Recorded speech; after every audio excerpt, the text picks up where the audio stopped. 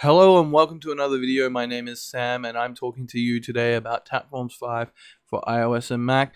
We're continuing the series with TamperMonkey and how you can use TamperMonkey to interact with your CouchDB instance and then import documents directly into Tapforms 5. Now, we've pulled up the document that we created in the previous episode with the one purchase we created, which was this shoe. As creative as it is, and I just wanted to show you a little bit that I've added to make our lives easier. Now, when you're working with CouchDB, you're going to sync to an external server, and a part of the CouchDB experience is a web interface. Now, one of the tricks I use is to create this CouchDB link script field, website link, and then set CouchDB link script field. Now, let's just hide that script field because we don't need it right now.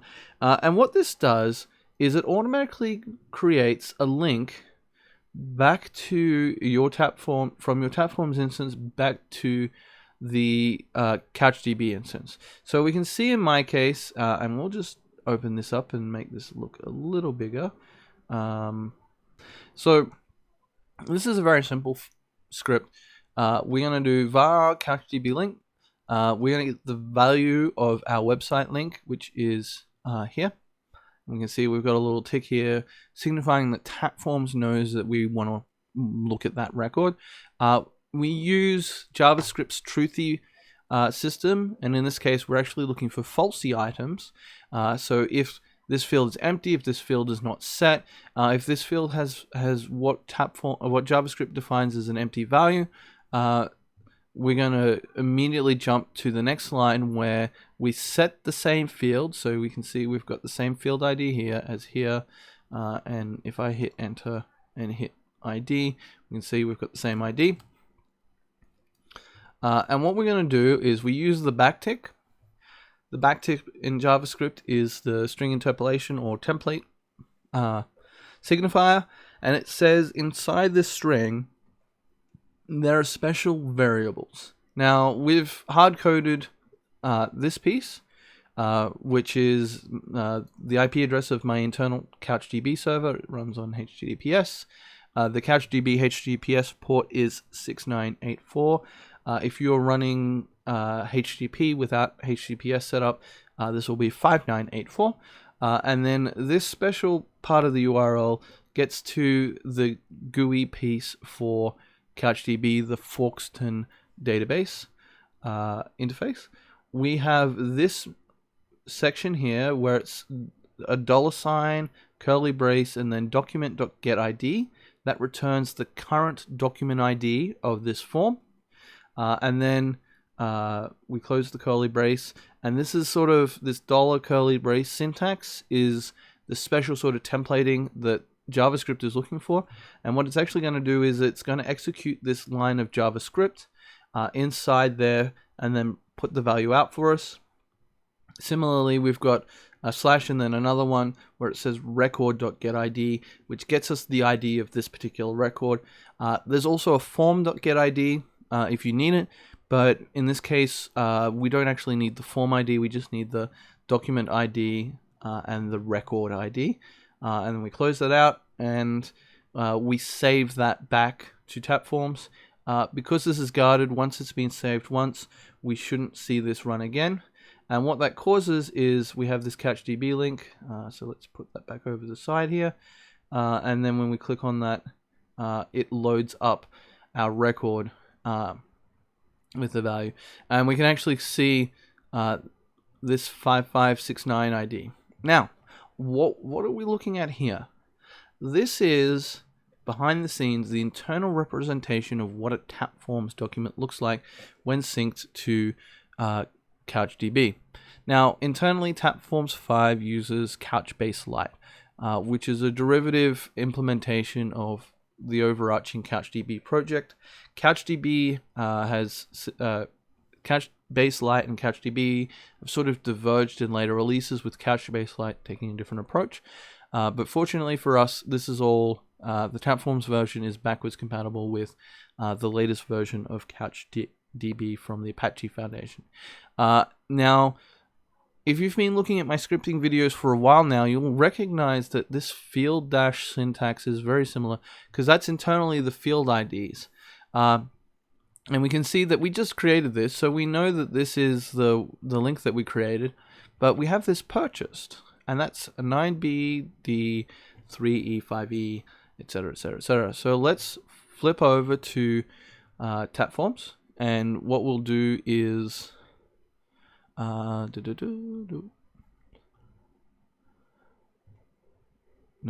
we will not do that. We will look up, and we have state is purchased, and so let's click on state, and we can see that the ID here matches in the Tapforms UI. If we went into the scripting interface, we could also see that the ID would match there. So to be honest, when I was first wrapping my head around this, this is actually my go-to method for figuring out what the document types are and being able to map them across and see what the internal structure looks like. So 2B47, now this one looks a little different because we've got this square bracket, which is in JavaScript the syntax that says we've got an array, and then we've got the curly brace, which in JavaScript means an object, and then we've got some values inside that sort of look like gobbledygook.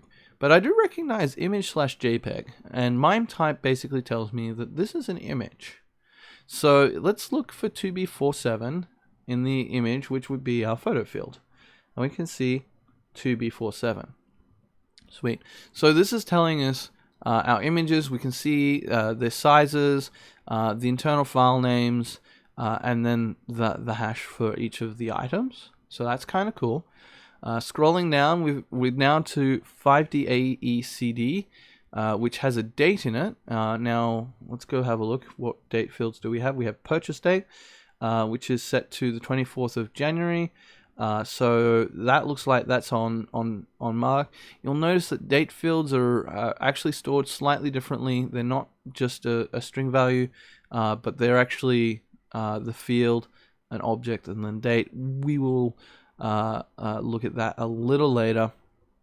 And then towards the end here, we can see this is actually our notes field, and you can see there's two versions. One is the rich formatted version, and the second one is a text version, plain text version that you can look at.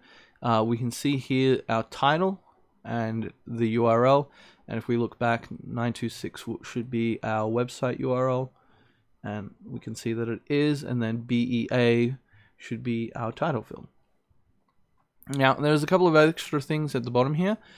So we have device name, which is deported, which is the name of my MacBook Pro that had all of its ports removed, hence deported. We can see the date created and date modified fields, which are internal Tapforms fields that if you use the editor you can get access to. We can see that this is a type of form 39D4, which is actually the form ID of this form. We can see our database ID that we used in the URL, and form ID again. And at the end of this record is this attachments with a little underscore at the start, and we'll see that the file name here and the content type match up to the ones that we were looking at a little earlier here in field-that. Now what this actually is this underscore attachments is the attachments as stored by CouchDB. CouchDB has the ability to natively store attachments and serve them up, and we can click on that and see a picture of our shoe. And this is what it maps to, and then internally Tapforms takes the file name that is here, matches it up with the attachment file name inside the database, and uses that to display it to us. So this is the sort of template that we need to use to create a brand new record. And now there's a lot here, but what we're going to cover is creating the shell of this sort of interface with our JavaScript, and we're going to focus on something simple, which is we're just going to get the title and the website URL. And maybe we'll figure out if we can get to the description. That might be a little bit harder, but we'll start with these two. Now, generally when I do these, I've actually added to my form logger the ability to generate this sort of a template. But what we're going to use today is we're just going to copy this over. And we're going to do let record equals, oops, and then we're going to paste that, right? Now, this format is actually known as JavaScript object notation, and it's actually automatically already JavaScript or code. I've got a bit of an error on this line though. ESLint unknown. Oh, it's because it's too, it doesn't like it. Okay, let's just do that, and that should make you happy. It does. Sweet. Notes field. Now, we're not going to be able to do all of these together. And what's this? This was our purchase date. Yeah, purchase date. We're going to be able to fill all these in, but we can at least have the outline. Now, we're not going to do images in this tutorial. We'll actually cover that in a later one. So we'll just delete this for the moment, and we'll leave a comment that says photos. We're going to delete this field. We're just not even going to bother with it because that is our script field. We'll create that for us when we refresh the record, so we don't need that. What else is here that we'll just replace that with title, replace that with website, and delete this entirely. And I will shut my window now that that car's driven past. And we'll see, you can see here that actually we'll cut that and put that here. You can see that these two actually share a common that wants. Do you want to delete that at the start there?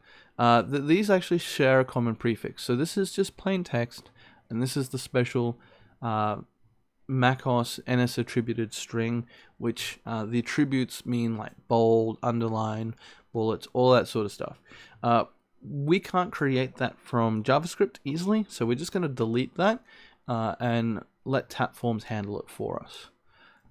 So we've cut down our document. Now we don't need this _rev, and we're going to have to do something with this ID because we need to be able to generate a record ID that is unique. And now normally Tapforms would create this rec-UUID for us. We don't have that easily in JavaScript. There are plenty of ways of achieving it. But what we're actually going to opt for in this case is we're actually going to use the URL of the page to figure that out. Now we're going to do some other changes. The device name we're going to change to TamperMonkey.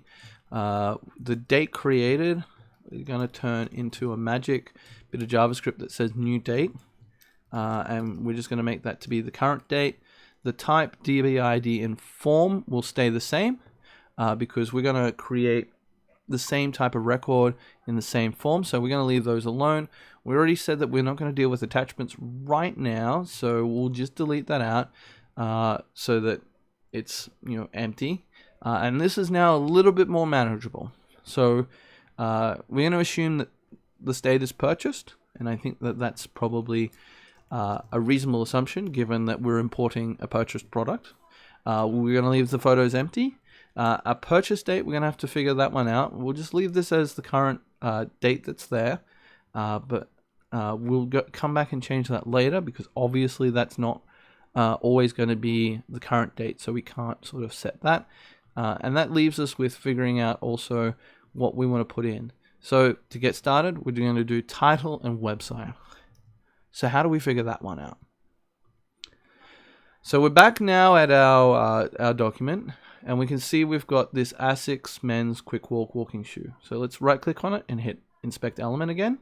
We're going to close off this, and we can see span ID equals product title. Now if you remember in the previous video, we said that ID is a unique element. So let's ID gives you a unique element. So let's just do that and hit enter, and we can see span product ID, product title as the ID, and we've got the value. We can do inner text. Let's just see if this has what we expect. Yeah, so it does. Sweet. Okay, so what that means is we can go back to our record here, and we put that in there. What we actually wanted to do is put that inside our import to CouchDB. And what we're going to do is copy this document.getElementID product title in a text, and we're going to put it in here where it says title. Now, we want to test to see if this works, right? So what we're going to do is another console.log record.